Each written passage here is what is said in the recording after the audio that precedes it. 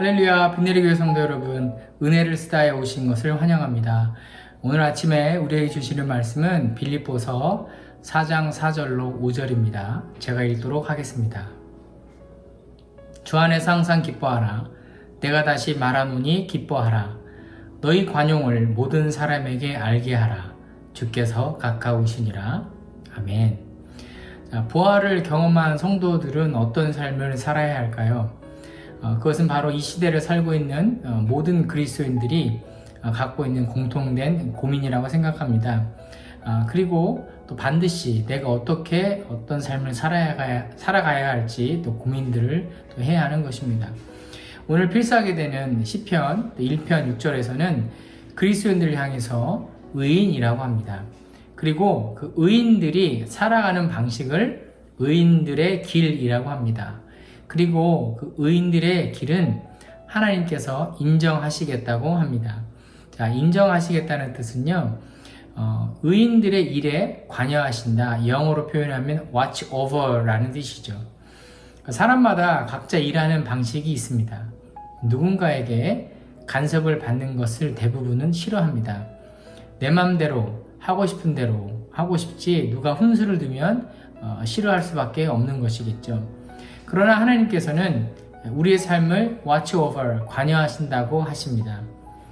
그것은 오히려 귀찮은 것이 아니라 감사하고 든든한 일이 될 것입니다. 하나님께서는 매사에 관여하시고 돌봐주시는 삶, 그것이 바로 의인의 길인 것입니다. 자, 그렇다면 하나님께 인정받는 그 의인들은 어떤 방식으로 살아가야 할까요? 첫 번째는 기뻐하는 삶입니다. 자, 기뻐한다는 것이 무엇입니까? 우리가 살다 보면 기쁜 일도 있고 또 슬픈 일도 있고 또 화나는 일들이 부지기수입니다. 어떤 날은 기도 응답도 되고 일이 잘 풀리는 것 같아서 굉장히 또 마음이 기쁘고 좋다가 또 잠시 뒤에 또 다른 걱정거리들이 비온 뒤 올라오는 죽순처럼 쭉쭉 자라 올라와서 나를 숨막히게 할 때가 있는 것입니다. 성도 여러분은 기쁘십니까? 아니면 기뻐하는 척을 하시며 살고 계십니까? 주일에 교회에 오면 모든 성도들이 비현실적인 그런 해피한 표정을 갖고 계시는 분들이 많습니다. 정말 다 나는 포기하고 싶은데 한 주를 어떻게 살아왔는지 모르게 그렇게 힘들게 살아왔는데 교회에 오면 또 웃어야 한다는 생각들을 하고 계시지는 않습니까? 기뻐한다는 것은요, 언제나 미소를 지으라는 뜻은 아닙니다. 인스턴트한 그런 오래 지속되지 않는 기쁨을 우리는 해피라고 합니다. 그 해피는 영어 단어 happen에서 나왔습니다. 그러니까 happen이라는 것은 우연히 일어나다, 우연히 발생하다 라는 뜻이죠. 우연히 발생했기 때문에 그것은 지속될 수 없는 것입니다. 그렇다면 오래 지속될 수 있는 그 나의 상황이나 나의 요건에 상관없이 내 삶의 기쁨의 이유가 무엇이 되어야 할까요? 우리는 무엇 때문에 기뻐해야 합니까? 오늘 하루를 또 우리가 또 살아가야 하는데 성도 여러분은 무엇으로 기뻐하시며 살아가시겠습니까?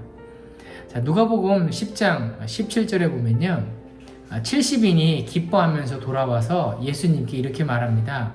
주여, 주의 이름으로 우리가 꾸짖었더니 귀신들도 우리에게 항복합니다 라고 보고하죠.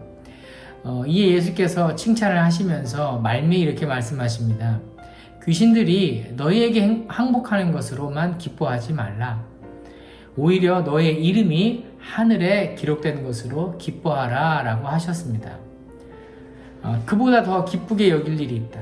너희 이름이 하늘에 기록된 것이다. 가장 기쁘게 여길 일은요, 내 이름이 생명책에 기록되는 것입니다. 내가 의지하는 것이 없고 또 사랑하고 내가 피땀 흘려 쌓아둔 모든 것들이 사라져서 없어진다 하더라도 내 안에 예수의 생명을 소유하고 있다면 그것이 바로 나의 기쁨의 진정한 이유가 되더라는 것이죠. 성도 여러분, 예수 그리스도가 성도 여러분 마음 가운데 존재하고 계십니까? 그 예수를 소유하는 것이 우리 삶의 참 기쁨이 되시기를 축복합니다. 자, 두 번째로는 너희 관용을 모든 사람에게 알게 하라입니다.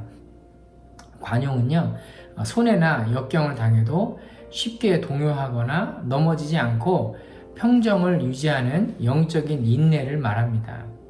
또는 이것은 자신이 당연한 권리를 포기하고 다른 사람을 향해서 너그럽게 대하는 태도를 의미하기도 합니다.